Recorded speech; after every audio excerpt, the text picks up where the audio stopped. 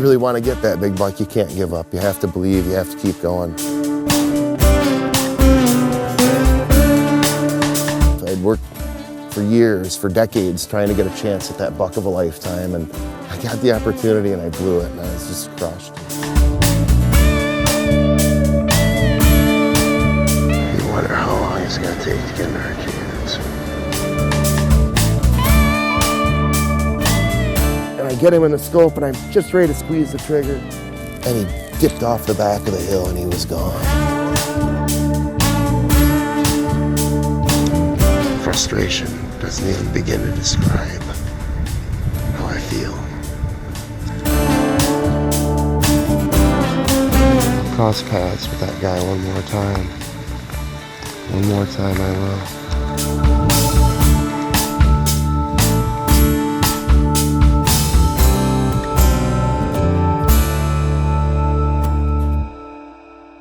I almost felt like Rocky training in Siberia, you know. I was doing it the old-fashioned way. I wasn't going to the gym. I was making loads, gigantic loads of firewood. I made 9 huge truckloads of firewood, 10-foot logs, you know, this big around, hauled those all in. And every day I walked 1.7 miles with my dog, trying to get my wind and my legs in shape. And then every night I walked around the house on my tiptoes to train my calves and my ankles and my balance, so that when the time come, I would be able to walk for miles if need be on the tiptoes and do the deer walk. So I'd walked through his old haunts, and I found that his scrape lines were active again. He had rubbed the same trees as last year, and I knew he was back. And you know, this whole time, every time I would tell the story and share the book with people and they'd read it, they'd be excited for me. I get a chance to go back and hunt, and I was excited too, but I also knew the reality of it, you know. The chances of actually seeing the same deer, the chances are astronomically low. It's like, and I knew the odds were stacked against me. It's opening day, 2016. Sitting here in my spot on the scrape line, 30 Point Mountain, kind of the territorial legend of Thunder Canyon. The Thunder Canyon is up ahead of me to the north. So it's about 9:30 this morning, and I haven't seen a dang thing. I sweated my butt off getting in here, so I'm a little cold. Not cold, but just bored. It hurts my back to sit here, and it's a big woods, and so I gotta go. I gotta go find him. He's a needle in a haystack, and he's moving. I can't just sit here and wait for him to come to me.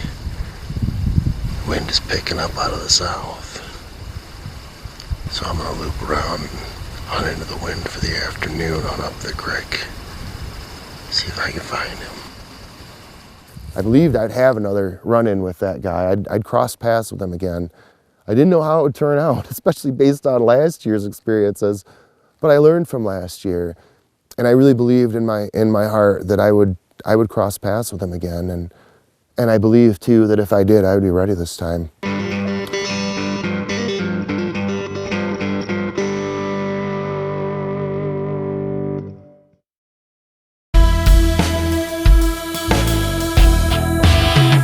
One of the keys to being a successful still hunter and stalker, you always want to have your gun at the ready. You know, a lot of guys, they'll walk through the woods and they'll have their gun like this, doop-de-doo, or they'll have it over their shoulder, or more guys even than that, they'll wear their gun on their shoulder like this and walk through the woods. Well, what are you gonna do if you're walking along and you see that big buck right now? You're gonna be out of luck. So one of the key components, another key component of my hunting success, I always have the gun ready to go right here. So when I'm steeking, when I'm stalking on my tiptoes, I'm always right here. And then if I see him and he jumps up, all I gotta do is bring the gun up to my eye.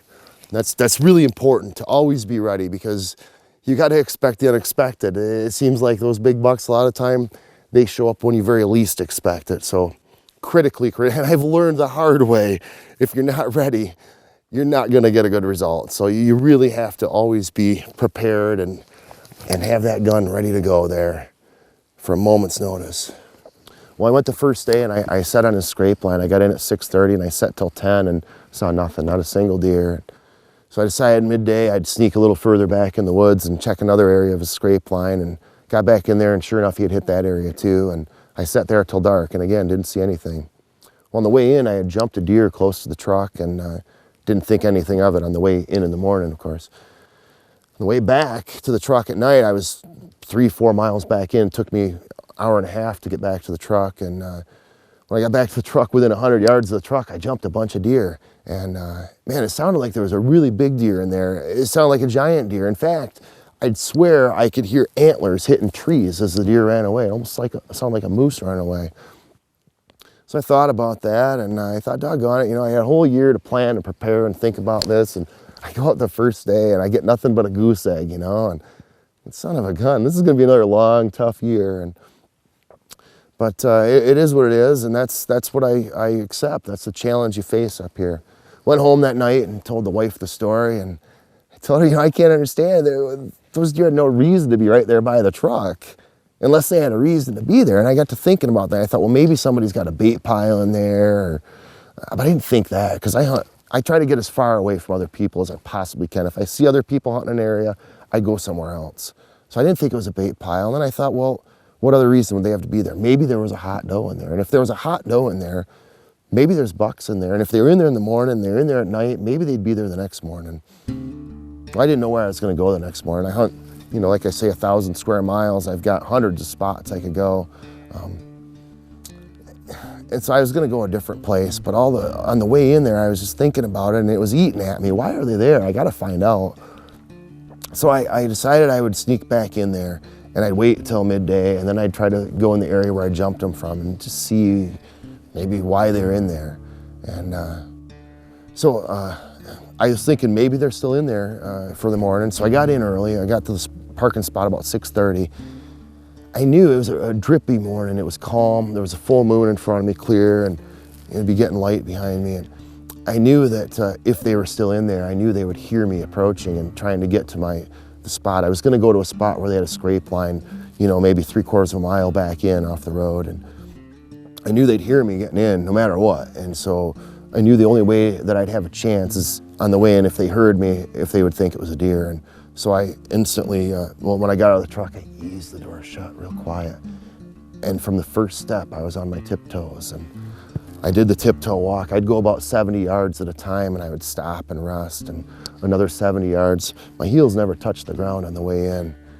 Finally, I got about 3/4 of a mile into where I wanted to be, and it was still dark, you know. It's 20 to 7 at this point, and I was gonna sit down underneath a big spruce tree in this little clearing in the maples, the base of the mountain, and I went to you know, I cleared the leaves at the ground for a place to sit, and there was a couple branches hanging down. I tried to clear those so I'd have, you know, room to maneuver.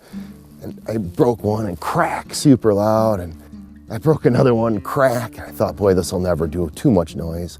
And then I thought, but maybe, you know, maybe the sound I've made, maybe to another deer, maybe that'll sound like a big buck making a racket. Maybe if I quit now and just ease in and shut up, maybe I'll have a chance.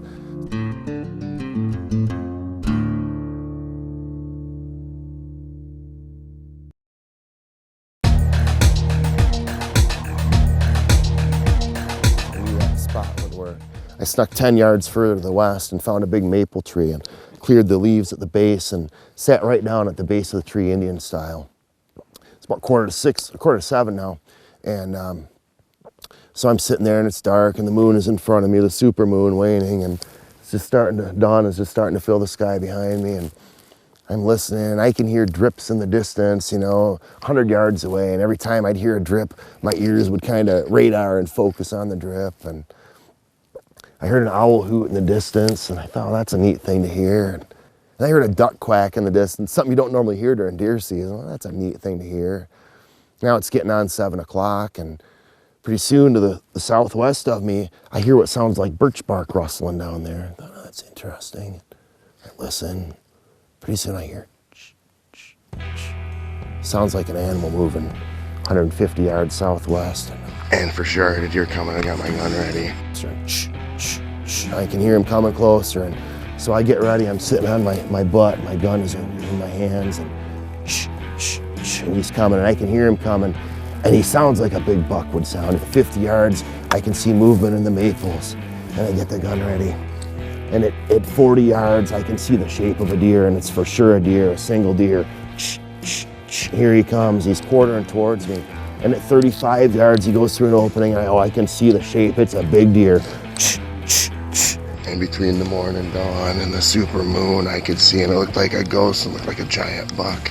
At 25 yards, I look with my naked eye, and I can see what looks like an inconceivably large buck, an impossibly large buck. I can't even believe my eyes. I blink, and I look again, and I see the same thing. And he got into the open about 20 yards, and I brought my scope up. By this time, he's almost to the right of me, so I can't have the gun well seated in the shoulder. I've got to kind of put it behind me and lean over this way. And so I do that, and I lean into the scope, and I look, and again, I see inconceivably large buck, an impossibly large buck. The biggest buck I ever saw in my life. And I looked, and it looked like a giant buck. And I didn't take a second even to look, it just looked huge. And I put the crosshairs on his shoulder. Boom, I shoot. And the muzzle flashes orange and there's smoke. And he tipped over backwards, just fell right over dead, didn't even twitch. Well, when I shot, all that kick went right directly into my forehead right there. And his nose was to the sky and his rack fell back. I mean, I couldn't believe that it was really what I thought I saw. I didn't know. I'm thinking, well, maybe it was a nice 8-point. I was looking through the scope trying to see his rack, and I think he's a big guy. I look through the scope and man, that's a big deer, and I see the nose sticking up, and it almost looks like there's branches sticking up there. I can't believe it, but I think I got the legend of Thunder Canyon. We're gonna walk over there now for the first time.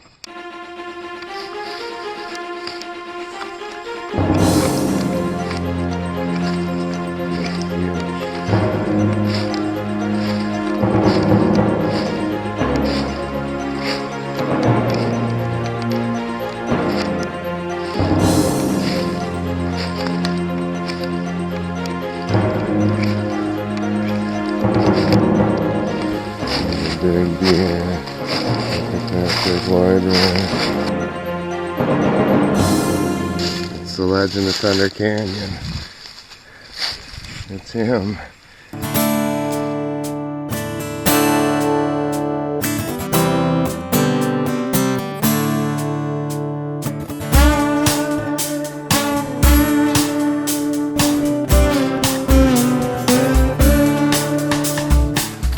The spread on this thing has got to be 22, 24 inches. It's the biggest, widest buck I've ever seen in my life. Absolutely gigantic. The legend of Thunder Canyon. Biggest buck I ever saw. That is just enormous.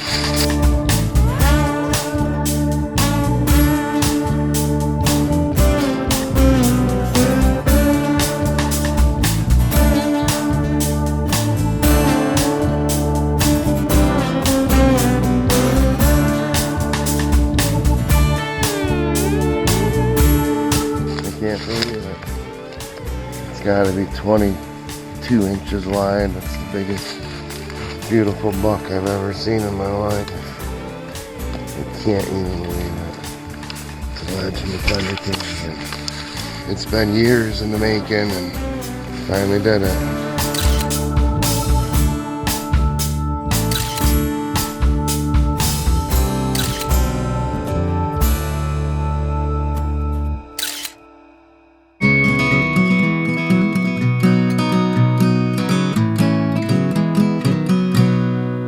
Legend of Thunder Canyon. It's been a 4-year hunt. It's been an odyssey. It's been the greatest hunt of my career. Maybe the greatest hunt I've ever heard of. Chasing him for 4 years, hunting the old-fashioned way. I don't hunt with a bait pile or a blind.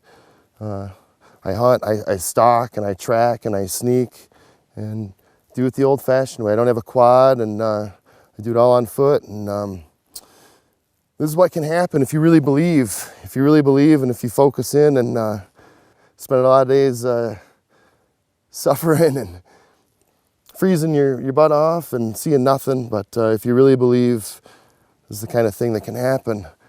Legend of Thunder Canyon, he's a big buck. The biggest buck I ever saw. I talked to some old timers and they agreed he may be the biggest buck they ever saw too. Some numbers on him, we measured him up. Inside spread is 23¼ inches. The outside spread is a little over 25 inches. And these main beams measure a little better than 24 inches. And our G2s here are 9 inches and the G3s are 7 inches. I don't have a score on him. He probably will total somewhere 130, 140 inches, but it's really not about that. Anybody out there that hunts the old-fashioned way, the way that I do, they know that, it's the quality of the hunt that matters. And whether you come home with a little basket rack 6-point or an 8-point, if you do it the old-fashioned way and you really earn it, it's something to be really proud of, and something to a great honor to be able to harvest the animal, and a great honor to be able to share the food with your friends and family, and share the story with all the other hunters out there. I missed this guy twice in 2015, 2 days in a row, and it's hard to describe the feeling of frustration and despair after you work. I've been working for 20 years, 30 years to get a guy like this, and to have that chance and to blow it not once but 2 days in a row, it's indescribable, the feeling of frustration and disappointment. And I lived with that for a year, and I guess as a form of therapy and also a way to share the story, because it was such a long 3-year saga. I couldn't share it in the space of a phone conversation, so I wrote a book about him, and it was good therapy. And I spent the whole year losing sleep and thinking about him and training to be able to hunt the mountains where he lives and hunt the canyons where he lives and stalk and sneak and tippy-toe my way in.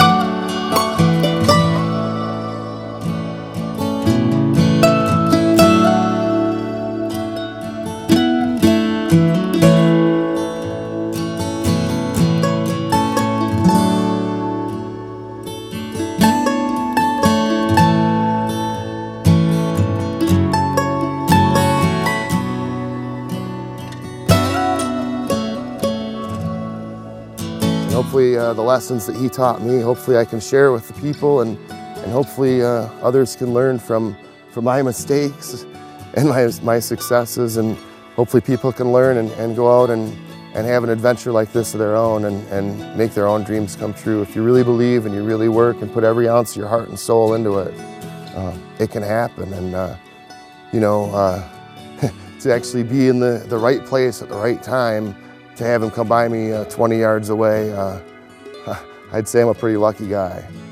And I want to thank my beautiful wife too, for supporting me and encouraging me. I never could have done this without her encouragement and support. And along those lines, I thank my dad and my brothers, the great partners that helped me to become the hunter that I've become. I don't have just my experience, I have all their years of experience too. And we share the stories, success and failure. And I thank all those guys. And like I say, anytime that you hunt the old-fashioned way and go about it the way that I do, and play on a fair playing field with the deer, anything that you can harvest, whether it's just the memory of seeing them or finding some other treasure along the way, a shed antler or whatever, or when you actually get one, it's always a great hunt, and it's always something to remember and something exciting.